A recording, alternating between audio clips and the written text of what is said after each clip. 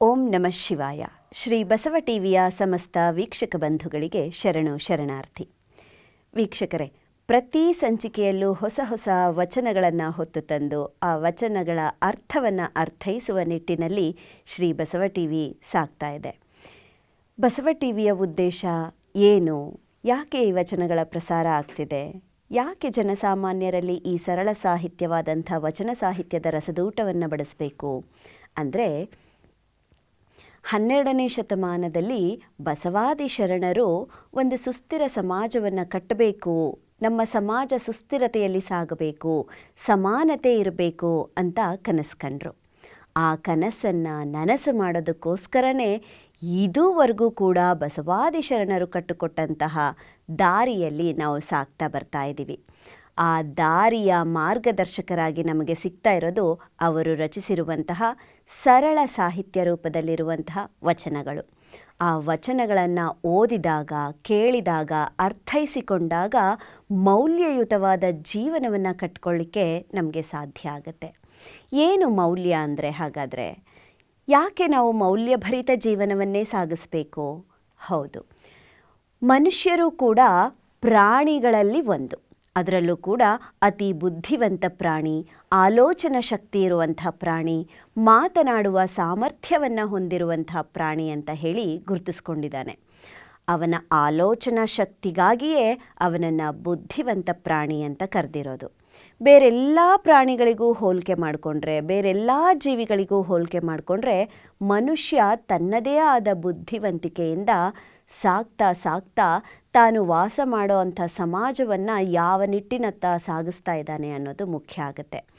ಆದಿಕಾಲದಲ್ಲಿ ಪರಸ್ಪರ ಸಹಕಾರದಿಂದ ಕೂಡಿಕೊಂಡು ತನ್ನ ಆ ಹೊತ್ತಿನ ಹೊಟ್ಟೆಗೆ ಎಷ್ಟು ಊಟ ಬೇಕೋ ಅಷ್ಟನ್ನಷ್ಟೇ ಅವನು ಸಂಪಾದನೆ ಮಾಡಿಕೊಂಡು ಸಾಗ್ತಾ ಇರಬೇಕಾದ್ರೆ ಯಾವುದೇ ಕದನಗಳು, ಕಲಹಗಳು ಆಗ್ತಾ ಇರಲಿಲ್ಲ. ಯಥೇಚ್ಛವಾಗಿ ಆಹಾರ ಸಾಮಗ್ರಿಗಳು ಸಿಗ್ತಾ ಇತ್ತು.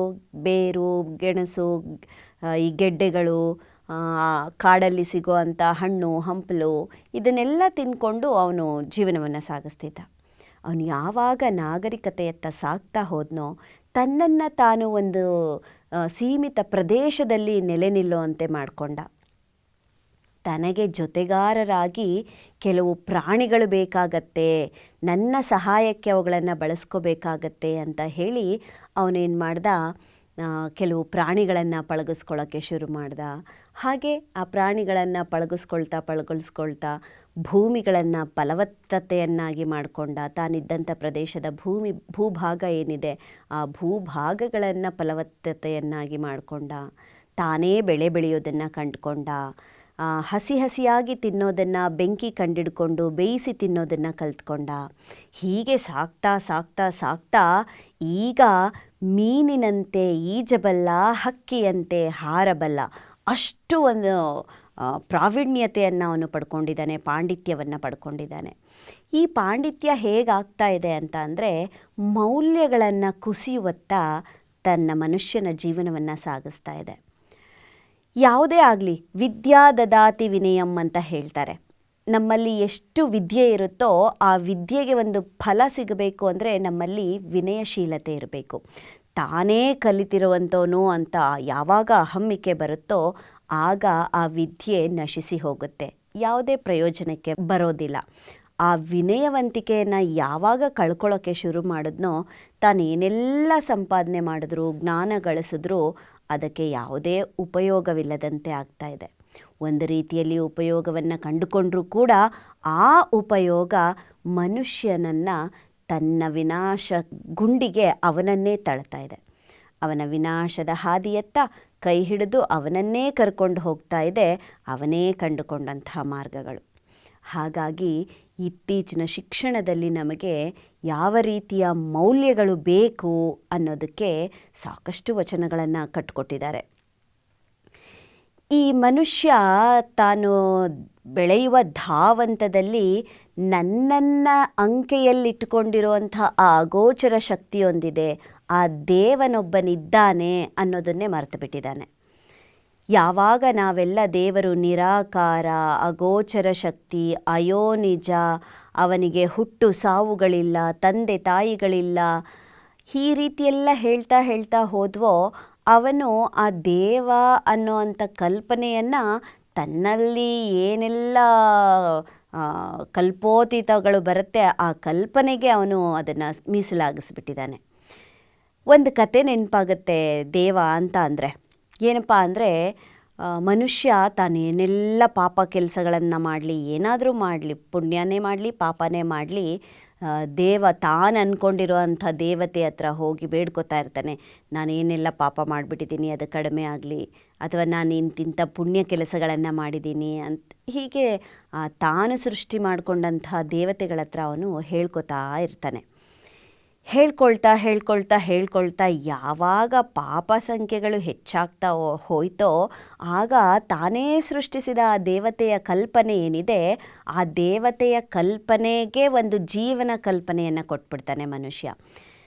ನೋಡಿ, ಒಬ್ಬ ಮನುಷ್ಯ ಹೀಗೆ ಬೇಡ್ಕೋತಾ ಇದ್ದಾನೆ ಅಂತ ಅಂದಾಗ ಇನ್ನೊಬ್ಬ ಮನುಷ್ಯ ತಾನೇ ಸೃಷ್ಟಿಸಿದಂತಹ ದೇವತೆ ಈಗ ಈ ರೀತಿ ಆಲೋಚನೆ ಮಾಡಬಹುದು ಅಂತ ಯೋಚನೆ ಮಾಡ್ತಾ ಇರ್ತಾನೆ. ಒಂದು ಕಥೆ ನೆನಪಾಗುತ್ತೆ ನನಗೆ. ಯಾರೋ ಒಬ್ಬ ಶಿವನನ್ನು ಕುರಿತು ತಪಸ್ಸು ಮಾಡಲಿಕ್ಕೆ ಕೂತ್ಕೊಂಡ್ಬಿಟ್ಟಂತೆ. ಓಂ ನಮಃ ಶಿವಾಯ, ಓಂ ನಮಃ ಶಿವಾಯ, ಓಂ ನಮಃ ಶಿವಾಯ ಅಂತ ತಪಸ್ಸು ಮಾಡ್ತಾ ಕೂಳ್ತನಂತೆ. ಆಗ ತಾನು ಯಾವ ಒಂದು ಕಲ್ಪಿತ ಶಿವ ಅಂತ ಅಂದ್ಕೊಂಡಿದ್ದಾನೆ ಮನುಷ್ಯ, ಆ ಒಂದು ಶಿವ ಪ್ರತ್ಯಕ್ಷ ಆಗಿ ಏನು ವರ ಬೇಕು ಅಂತ ಕೇಳ್ತಂತೆ. ಕೇಳಿದಾಗ ಅವನೇನು ಹೇಳ್ತಾನೆ, ನೋಡು ಶಿವ, ನನ್ನ ಸ್ನೇಹಿತ ಒಬ್ಬ ಈ ಮರದ ಹಿಂದೆ ನಿನ್ನನ್ನು ಕುರಿತು ಧ್ಯಾನ ಮಾಡ್ತಿದ್ದಾನೆ, ತಪಸ್ಸು ಮಾಡ್ತಿದ್ದಾನೆ. ನೀನು ಮೊದಲು ಅವನ ಹತ್ರ ಹೋಗು, ಅವನೇನು ಕೇಳ್ತಾನೆ ಅದನ್ನು ಹೇಳಿಬಿಟ್ಟು ಕೇಳಿಕೊಂಡು ನನ್ನ ಹತ್ರ ಬಾ. ಯಾಕೆ ಅಂದರೆ ಅವನು ಏನು ಕೇಳಿದ್ರೂ ಅದ್ರ ಡಬ್ಬಲ್ ನನಗೆ ಸಿಗಬೇಕು ಗೊತ್ತಾ, ಅದಕ್ಕೆ ಅಂತ ಹೇಳ್ತಾನೆ. ಹೌದಾ, ಆತ ಏನು ಕೇಳ್ತಾನೋ ಅದ್ರದ್ದು ಡಬ್ಬಲ್ ನಿನಗೆ ಸಿಗಬೇಕಾ, ಆಯಿತು ಅಂತ ಹೇಳ್ತಾನಂತೆ. ನೋಡಿ, ಮನುಷ್ಯನ ಕಲ್ಪನಾ ಕಥೆ ಹೇಗಿದೆ ಅಂತ. ಆ ಶಿವ ಪ್ರತ್ಯಕ್ಷ ಆದರೆ ವರಗಳನ್ನು ಹೇಗೆ ಕೇಳ್ಕೋಬೇಕು ಅನ್ನೋದಕ್ಕೆ ಒಂದು ಉದಾಹರಣೆ ಇದು. ಶಿವ ಹೇಳ್ತಾನಂತೆ, ಆಯ್ತಪ್ಪ, ಆತ ಏನು ಕೇಳ್ಕೊತಾನೋ ಅದ್ರ ಡಬ್ಬಲ್ ನಿನಗೆ ಕೊಡ್ತೀನಿ, ಇದು ನನ್ನ ಒಂದು ವರ ಅಂತ ಹೇಳಿಬಿಟ್ಟು ಹೊರಟೋಗ್ತಾನೆ ಶಿವ. ಮರದ ಹಿಂದೆ ಕೂದಿದಾನಲ್ಲ ಸ್ನೇಹಿತ, ಅವನ ಹತ್ರ ಹೋಗು ಅಂತ ಇವನು ಹೇಳಿದ್ನಲ್ಲ, ಅವನ ಹತ್ರ ಹೋಗ್ತಾನಂತೆ ಶಿವ. ಹೋಗಿ ಕೇಳ್ತಾನಂತೆ, ನೋಡಪ್ಪ, ನಿನ್ನ ತಪಸ್ಸಿಗೆ ಮೆಚ್ಚಿ ಪ್ರತ್ಯಕ್ಷ ಆಗಿದ್ದೀನಿ, ನಿನಗೇನು ವರ ಬೇಕು ಕೇಳು ಅಂತ. ಆಗ ಅವನು ಕೇಳ್ತಾನೆ, ಅರೆ, ನನ್ನ ತಪಸ್ಸೇ ಶ್ರೇಷ್ಠ ಆಗಿರೋ ಹಾಗಿದೆ, ನನ್ನ ಸ್ನೇಹಿತನ ತಪಸ್ಸಿಗೆ ನೀನು ಒಲಿದೇ ಇಲ್ಲ, ನನ್ನ ತಪಸ್ಸಿಗೆ ನೀನು ಒಲಿದಿದೆಯಾ ಶಿವ, ನನಗೆ ತುಂಬ ಖುಷಿ ಆಗ್ತಿದೆ ಅಂತ ಹೆಮ್ಮೆಯಿಂದ ಹೇಳ್ಕೊತಾ ಇದ್ನಂತೆ. ಇಲ್ಲಪ್ಪ, ಮೊದಲು ನಾನು ಅವನ ಹತ್ರನೇ ಹೋಗಿದ್ದೆ, ಅವನಿಗೆ ಏನು ವರ ಬೇಕು ಕೇಳೋಣ ಅಂತ ಹೋಗಿದ್ದೆ. ಆದರೆ ಆತ ಹೇಳ್ದ, ನನ್ನ ಸ್ನೇಹಿತನ ಹತ್ರ ನೀನು ಫಸ್ಟ್ ಹೋಗು, ಅವನು ಏನು ಕೇಳ್ಕೊತಾನೋ ಅದ್ರದ್ದು ಡಬ್ಬಲ್ ನನಗೆ ಬಂದುಬಿಡಲಿ ಅಂತ ಕೇಳ್ಕೊಂಡಿದ್ದಾನೆ, ಅದಕ್ಕೆ ನಾನು ನಿನ್ನ ಹತ್ರ ಬಂದೆ ಅಂತ ಹೇಳ್ತಾನೆ ಶಿವ.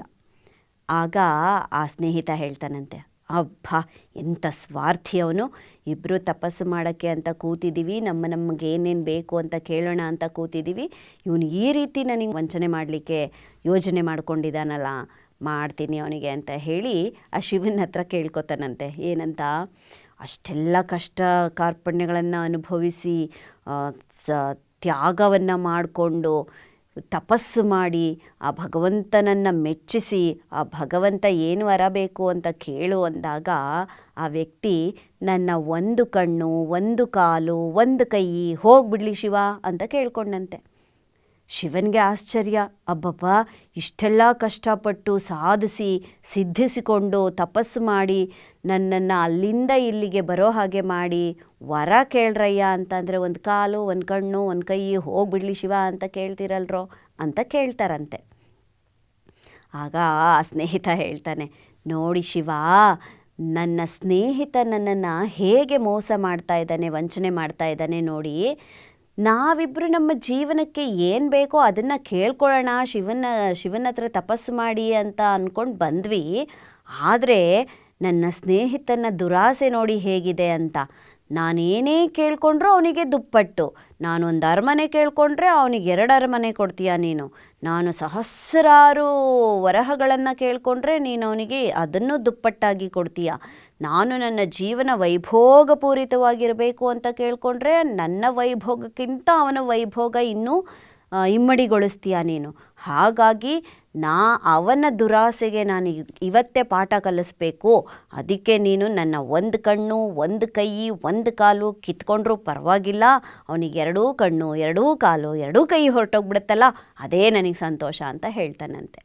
ಈ ರೀತಿಯ ಬೇಡಿಕೆಗಳನ್ನು ಕೇಳಿದಂಥ ಆ ಶಿವ ಅಲ್ಲೇ ಮಾಯ ಆಗೋಗ್ಬಿಡ್ತಾನಂತೆ. ಇಂಥ ಒಂದು ಕೋರಿಕೆಗಳನ್ನು ಕೇಳೋ ಅಂಥ ಮನಸ್ಥಿತಿ ಇದೆಯಾ ನಮ್ಮ ಜನರಲ್ಲಿ, ಇಂಥ ಭಕ್ತರನ್ನು ನಾನು ಹೊಂದಿರೋದು ಅಂತ ಶಿವನಿಗೆ ನಾಚಿಕೆ ಆಗಿಬಿಡ್ತಂತೆ. ಹಾಗಾಗಿ ಆ ಶಿವ ಅಗೋಚರ ಆಗೋಗ್ಬಿಟ್ನೋ ಏನೋ ಅನ್ನೋದೊಂದು ನನ್ನ ಕಲ್ಪನೆ ಈ ಒಂದು ಕತೆ ಕೇಳಿದ ಮೇಲೆ.